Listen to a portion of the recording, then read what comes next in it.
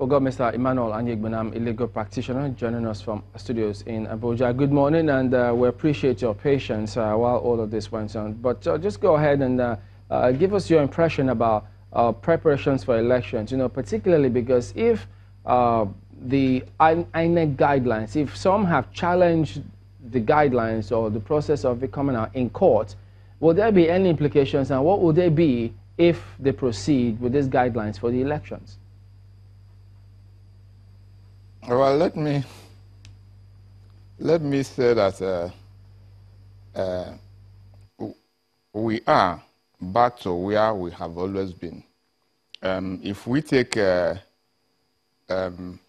political trend as observed tendency, consistent patterns and inclination with which a particular political setting responds to political activities within its environment, then I can, by point of history, simply say that when in 1795, the declaration of Verona was made in France, Dumouriez then said that in spite of the glorious scorables and traumatic experiences of the regime of terror, the courtiers who surrounded Louis XVIII have learned nothing and they have forgotten nothing. If you come back to our current issue, we take historical view to 1983 election, the polity was heated. Then all of them are now late. Chief Obafemi Awolowo went to President Shagari, then in Lagos at Ribadu Road, and said to him that this election coming, he will not go to court, but he will not stop others who want to resort to violence from doing that. We moved on.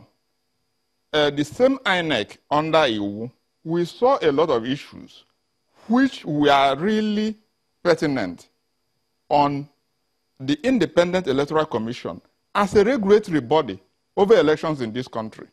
We will not lose sight of even what happened with the election in 2003 and 2007 on what? On the basic electoral materials. After that, the wood scattering machine could not function in National Assembly. At the time of Jega, we saw the issue of time card reader working basically for the APCs and then was not working for the PDP. We carried that backload. But I will say one thing. If we take a look at Babalaki report and that of Uwais, particularly Uwais report, that so far as the political class appoints members of this regulatory body, we will always have this problem. And if we had done that, we would have solved this problem. So at the moment, like I said, if you look at our political trend and consistency, we are where we are, and there's no change. Let me basically say this. As at this time in 2015, you remember that the PDP government has extended the election by 6 weeks. And other issues that we are on board, but the issue is that the scenario we are into now, that even the political parties are not even enough to canvass because of their own personal capacity problems. We are at the election. Issues are not canvassed. And when you even see what we have as their, whatever they are presenting to us, you see that it's just a Nollywood, more or less a Nollywood display of dancing and the rest. There is no policy issue on ground. So personally, I felt the regulatory body, yes, it is within their constitutional competence to set what? Guidelines for election. But the timing of the guidelines and then the issues involved in election, we are all citing, it is interesting really.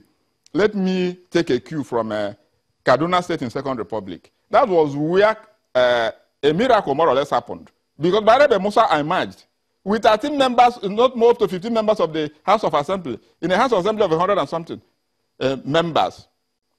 What that Musa did to him then, and those and his co-travelers, he was the only governor who was what? Who was impeached. As at we speak today, we have seen that the state has, the equation has not changed. So what I'm saying is that until we have what? The attitude of mind, and that we have built a political culture that is worrisome, even in context of vice chancellorship of universities, you will see that we bring all our unwholesome practices to bear. So the issue at the moment is that, yes, we called for change, but it's obvious that we have not changed. And the whole issues we were all complaining about have also resurfaced. So if there's any issue in this election, yes, there are a lot of issues, but like I said, the INEC is a regulatory body. But having allowed ourselves, because if we had insisted on adoption of the Wales report, most of these issues wouldn't have arisen. But we almost more or less laugh at tragedy, uncondone tragedy, until it comes to what? A breaking point. So right, let me ask you this then. Say that, yes, we are due for election. It is within the competence of the regulatory body to provide guidelines for election. In context of... But we should also be able, as the stakeholders, so from what you're seeing when now... they come up. Basically, let us ask, in 21st century, we will now have elections... But tell us, from what you're seeing now... from what you're seeing now, do you foresee any major hitch for these elections? Because if, as you cited, by now, last time, elections have been shifted, but now, no such thing yet. Do you see that happening, or you think that the challenges notwithstanding, from the look of things, we will go through this? No, we have to resolve a lot of issues. Let me say, even the last election, we were all here when Professor Jega, with only one assistant, in the presence of other 36 recs, was on his own calculating election until he declared that election. Now, with what will have happened, if you did not declare these elections in the states, and the problem comes up, why wouldn't we agree, there are recs there, let each state declare its own election, and from there we have it, because we will definitely, Oshu is a case in point. At a point in time, every person waited that the elections results will be announced. The thing dragged on for how long? Before now, it was declared inconclusive. And they entered into 7 polling units to declare a state election. It is not well with us. Let every person face the truth. As the moment I will say that there are issues which should be resolved. Yes, this is what? Constitutionally competent body to do this. But in course of doing that, our peculiarities has to be what? Brought on fore. And I have said the only election we had so far without hitch did not come through electronically. Then when we went to Humphrey Nwosu and his option A4, the issue is this. We need to go. Elections here, all of us will see it, and then yes, at the collation center. I'm afraid we need to go at this point. For local governments, declare for the states. We need to go before we're cut off.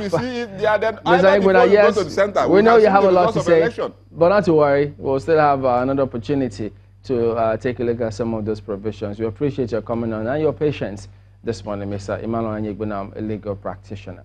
So at least this PVC has got to count for something, all the challenges notwithstanding. That's the show today. Well, thank you all for watching. We'll see you tomorrow. I'm Chamberlain Uso. I'm Gemba Umar. And I'm Ayo Makini. Enjoy your day.